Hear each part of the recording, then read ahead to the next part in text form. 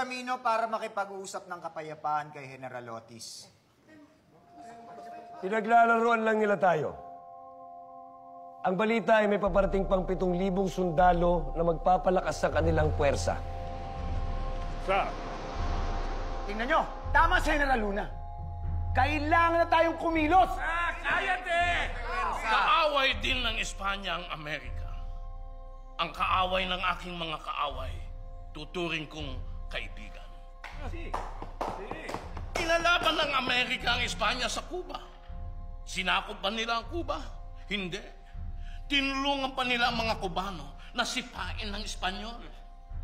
Wala tayong dapat ikatakot. At pagbigyan naman natin na magkaroon tayo ng kapayapaan.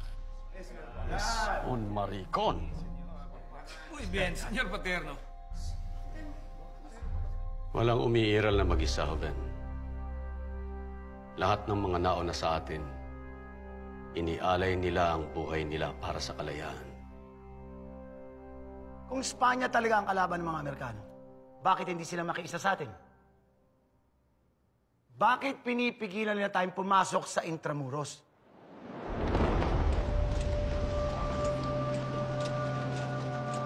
Sang-ayon ako kay Senyor Paterno. Pinipili ko ang kapayapaan. Bulag!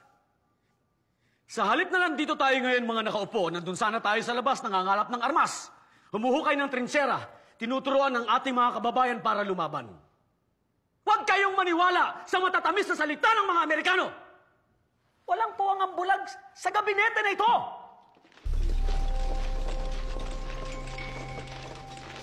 Paano ang aming mga negosyo? Kapag nakapaglaban kami, babagsak ang ekonomiya. Paano namin mapapakain ang aming mga pamilya? Negosyo o kalayaan, bayan o sarili, pumili ka!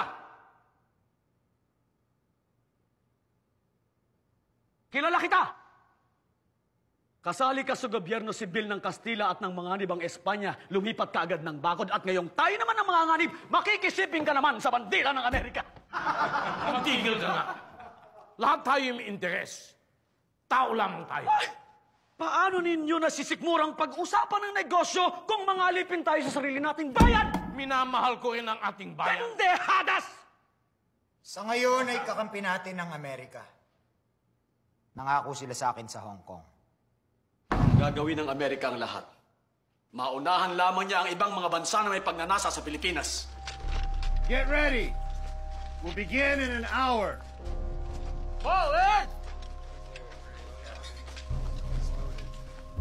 Hintayin na lang nating matapos ang Treaty of Paris. May delegado ba tayo sa Paris?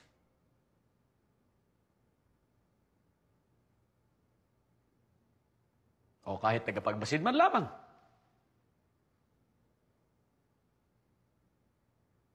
Para kayong mga birhen na naniniwala sa pag-ibig na isang puta!